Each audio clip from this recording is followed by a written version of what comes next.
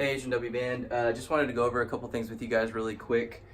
We have a new monitoring system that you guys are going to be using. Let's see, some of the band last night got to use them, so they were pretty excited about it. I'm going to go over with you guys what it is. So before we used to run, like you knew, we ran the Aviom system. And the Aviom system was sent from front of house, and I was basically just sending sends from my console that would come up here to the unit that you guys would then have to mix on. The problem with that was whatever I mixed for how it was going to sound in the house as far as the EQ and the compression, that's what it would sound like in your ears. And obviously the ears are very different from house speakers, and so the way that I was compressing or EQing in the house for the house to sound good probably didn't always sound good in y'all's ears. So this system now is nice because it sends a copy of all the input channels. So everybody's instrument, like keys, piano, bass, guitar, acoustic, Steve, vocals, everybody is, a copy of their channel is now coming back here to this console. And then this console is actually what is sending to the new units, which look like this. They basically look like an Aviom unit. They're called PowerPlay. And we were joking last night with the band what we were going to call this, because we were all going to probably end up still calling it Aviom. So we'll probably just say the monitor system. If you need to ask about something, just say in my monitor system or something. So it basically looks like the Aviom. We're going to go out there in a second and I'm going to show you guys this unit and the slight differences with this compared to the Aviom, so you will understand what's different.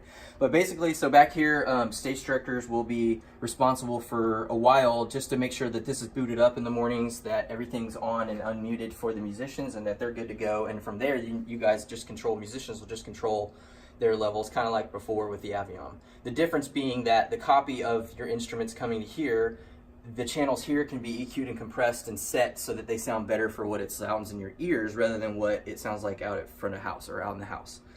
So right away, the musicians last night that played were like, wow, this is way better. It's way more clear. We're really excited. It's a whole lot better sound. So you guys that haven't gotten to play on it yet, be excited. It's going to be really cool. I think you're going to like the new system. So that's it for here. Basically, none of the band really has to worry about anything that goes on back here. This will be for monitor engineers to mix, and then also for right now, until we have a monitor engineer, it'll be our stage directors that are taking care of booting this up and shutting it down at the end of the day. So let's go out here really quick where we can see a little bit better on one of these units. Let's go out to this one. So the units are all in the spots exactly like they were before, at your position, wherever you're playing, whether it's drums or bass or piano or guitars. The unit is basically just like an Aviom. The way that you control it, you'll select your channel that you want to work on, and then from there you have your volume control. You can also pan left or right so that you're left or right in your ears. And so you just go through and you just select the channel that you want, and just like before, you just set the mix that you want with it. The differences on this one with the mute and the solo system is you actually select mute, and while it's flashing, then you can go in there and actually mute. Whereas in the way the Aviom worked was you would select the channel and then go hit the mute. It's just kind of backwards a little bit. So just know that that's the difference. You hit the mute first and it'll show you already what's muted, and then you can select or unselect what you want muted.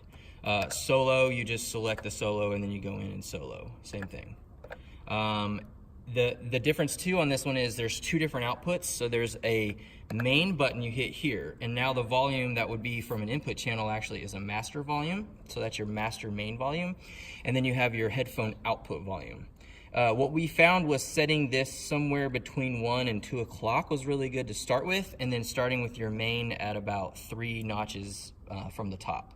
And that's a good base to start with, and then begin building your mix on your individual channels from there. The other two things, the Aviom sounded so bad because there was a limiter built into it that you couldn't control. This actually has a limiter that you can control. If the knob is all the way to the right, it's actually off. If you begin to dial it back to the left, that actually starts to add limiting. I suggest you start with that completely off and do not use limiting unless you absolutely need to, and just barely gradually put some limiting in if you feel like if your headphones are just kind of clipping out or it's just getting too dynamic on you. But I would definitely start with that off first. That's the nice thing. This gives you a lot more headroom. The only other difference then is you have your regular bass and your treble on the EQ like you did on the Aviom, but this one actually gives you a mid frequency, and you can actually adjust the frequency. So the best way to do this is to go to the gain knob on the frequency, as you'll see. Turn it up to, like maybe 3 o'clock or so you really gain up that frequency, and then sweep the frequency. And listen for either the frequency that is harsh or hurting or you don't like, and then you can cut it. Or if you want to boost, say like somewhere in the mid-range, find where you like in the mid-range to boost, and then just kind of gradually and boost. Don't don't jack it way high. Just boost it very gradually. So that's nice. You guys have a mid band that you can work with now as well. And then the storing, the only thing that's different too with this is you hold the store button down, you'll hit a button, and as it's flashing, you hit it again, and now it's stored. And that's how you store, on the Aviom, I think it was just one button, and then you hit it and it stores. So this one, you hold down the store button, and you actually hit the number that you want to store on twice, and then it's stored. That's basically this. That's it. The same. The phones are just the phones in the back, plugged in the same as they were.